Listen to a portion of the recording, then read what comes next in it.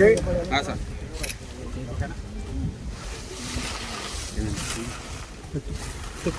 Ready sir.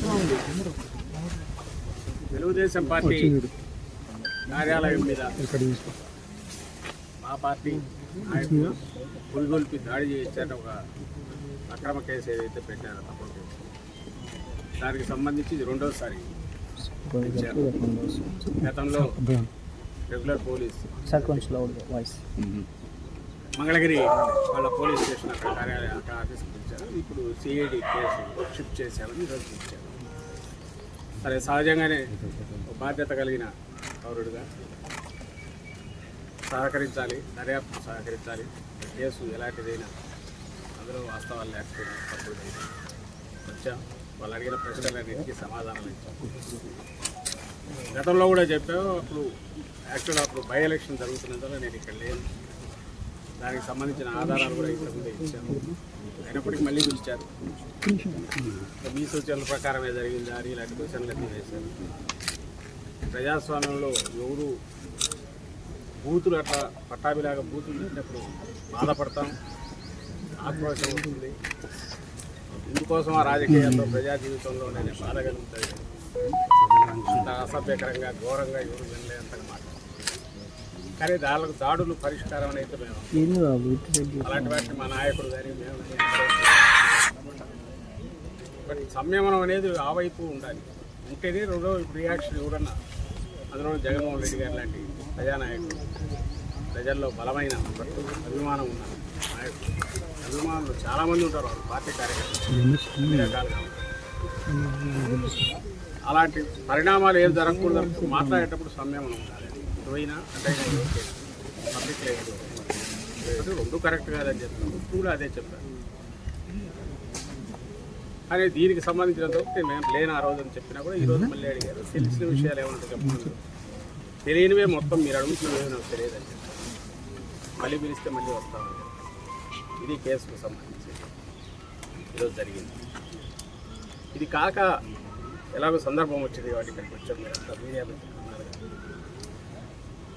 ఈ సంవత్సరంగా మీరు చూస్తుంటే అది రోజు రోజుకు పెరిగిపోతుంది. ఈ సోకాళ్ళ రెడ్ బుక్ పాలన అనేది. ఆ రోజు అతను లోకేష్ అంటుంటే ఏదో పొలిటికల్ రెటారిక్లో పార్ట్గా అన్నారనుకున్నాం. కానీ లేదు, వాళ్ళ తండ్రి కొడుకు ముందు నుంచే ఒక పథకం ప్రకారము రావడం ఎందుకు లేదు, రాక ముందు నుంచే ఎన్నికల కమిషన్ పరిధిలో ఇంకా మేము అధికారంలో ఉండగానే, జగన్మోహన్ రెడ్డి గారు వైఎస్ఆర్సీపీ అధికారంలో ఉండగానే ఎన్నికల కమిషన్ పరిధిలోకి వచ్చిందని చెప్పి దాని ద్వారా ఎంత అడ్డగోలుగా వ్యవహరించారో, ఎంత రాజ్యాంగ విరుద్ధంగా రాజ్యాంగాన్ని ఉల్లంఘించి వైలెన్స్ క్రియేట్ చేశారో అందరూ చూసాం. ఇంకా ఆ తర్వాత ఏకంగా పరిపాలనలోకి వచ్చినాక ఒక పథకం ప్రకారం ఏ అంటే అది రాసుకోవడం, నువ్వు సంతకం పెడతావో లేదో వచ్చిన వాడికి అక్కడ ఉన్నా ఉండకపోయినా కేసు పెట్టడం, మేజిస్ట్రేట్ దగ్గర తీసుకోవడం, రిమాండ్ పోవడం. ఆ తర్వాత ఇంకోటి ఏదో పెట్టడం. దానికి ఆ టైంలో ఎవరైతే ఇందుగా పెడుతున్నారో వాళ్ళు అక్కడ ఉండడం అవసరంలా, లేదా రాయించిన వాడు ఎవడో వాడికి పరిచయం కూడా అవసరంలా. కేవలం ఈ నిందితుల మీద చంద్రబాబు గారి దగ్గర మొదలు పెడితే కింద వరకు స్థానిక నాయకుడు వరకు ఎవరికైనా కోపం ఉంటే చాలు. అది వ్యక్తిగతమైనా కావచ్చు, ఇంకో రకమైనదా కావచ్చు. పెట్టు కేసు ఎత్తి ముందు లోపల పడి వేల మంది అవుతుంది. మరి మొన్న మళ్ళీ మాకు కావాలి అప్పుడు ఎమ్మెల్యేగా, అప్పుడు ఎప్పుడుదో పాతది కంప్లైంట్, మా హయాంలోనే కంప్లైంట్ ఇచ్చారు టీడీపీ వాళ్ళు.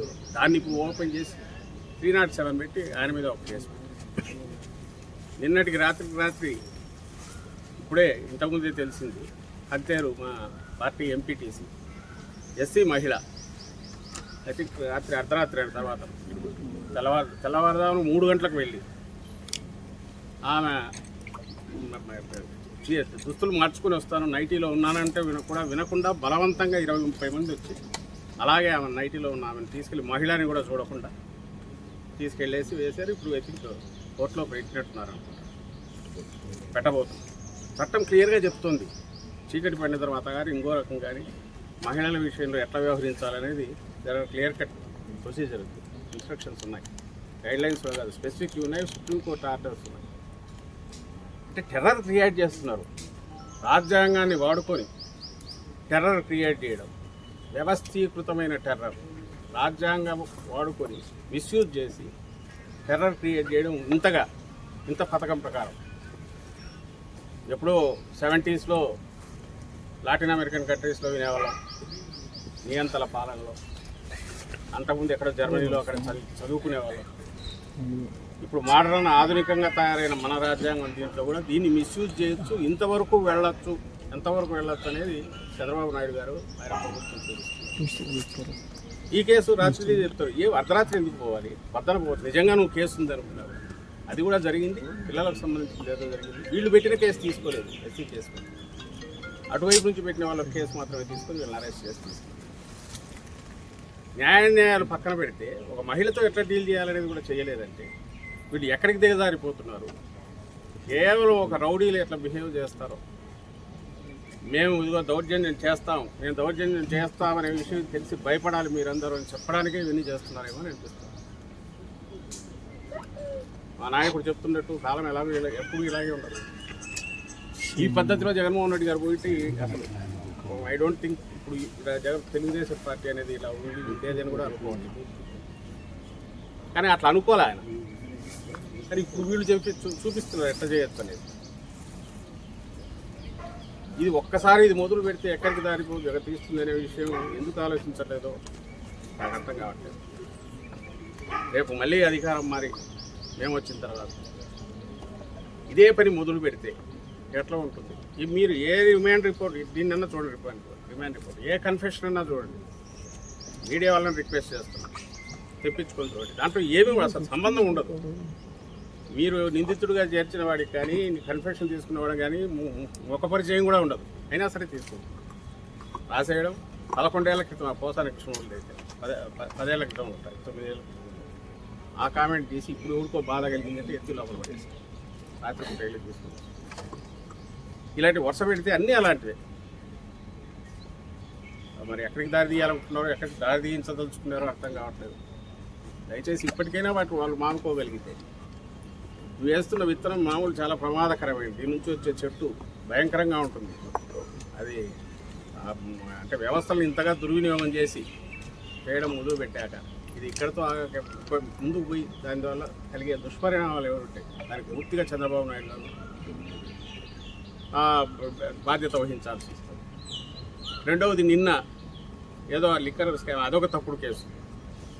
ఆ విషయంలో మన సాక్షి పత్రిక సంపాదకుడు ఎడిటర్ ధనంజయ రెడ్డికి వెళ్ళి, అంటే ఇంకా దానికి లిమిట్స్ కూడా లేవు. ఎక్కడికి వెళ్తున్నాము, మీడియా అనే దానికి ఉన్న మనం ఇస్తున్న ఒక మంచి ఒక పొజిషన్ కానీ పవిత్రమైన దీన్ని కానీ దాన్ని కూడా దృష్టిలో పెట్టుకోవటం. పోయింది కూడా దేనికి? ఇంకొక ధనంజయ రెడ్డి ఆయన కృష్ణమోహన్ రెడ్డి అక్కడ ఉంటారని ఎందుకుంటారు? అసలు ఉన్నారని అనుకోవడానికి నీకు ఆధారం లేదు. నేరుగా పోవడం, తలుపు కొట్టేయడం, లోపలికి వెళ్ళడం, ఉన్నాడా అని వెతకడం. ఏమంటే మా ఇన్వెస్టిగేషన్లో part we have that right. ఇది హెరాస్మెంట్ కాక ఏమవుతుంది? అందులో నాకు మీడియా ఎడిటర్, ఒక పెద్ద మీడియా సంస్థ ఎడిటర్, ఏమి ఎలాంటి ఇది లేదు, జంకు బొంకు లేదు, ఎవరేమనుకుంటారో లేదు. ఇది కరడుగట్టిన రౌడీలు మాత్రమే చేసే పని. వాళ్ళు ఇలాంటివే చేస్తుంటారు, టెర్రరైజ్ చేయడం. ఉన్మాదం, క్యాల్కులేటెడ్ ఉన్మాదంతో వీళ్ళు చేస్తున్నవి చాలా డేంజరస్ పరిణామాలకు దారితీస్తాయి. అది ఎందుకు గుర్తించట్లేదో చంద్రబాబు నాయుడు గారు లేదా ఆయన కొడుకు ఎందుకు గుర్తించట్లేదు?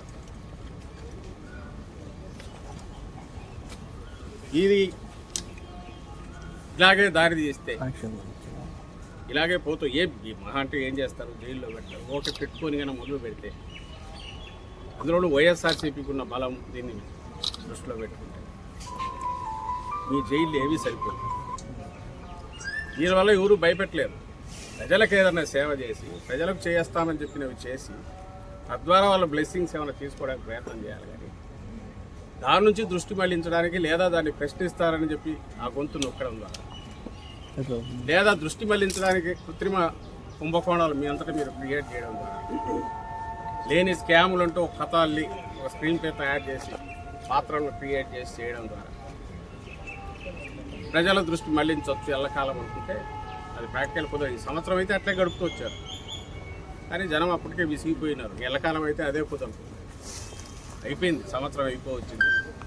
ఇంకా వాస్తవ ప్రపంచంలోకి రావాలి, రాకపోతే అసలు 5 ఏళ్ళు కూడా జనం వెయిట్ చేయకుండానే తరిమి కొట్టే రోజులు త్వరలోనే ఉంటాయని స్పష్టంగా కనిపిస్తుంది. Stay aware, stay bold. Like, subscribe and follow at Ammati Rambabu Official for truth and clarity in today's politics.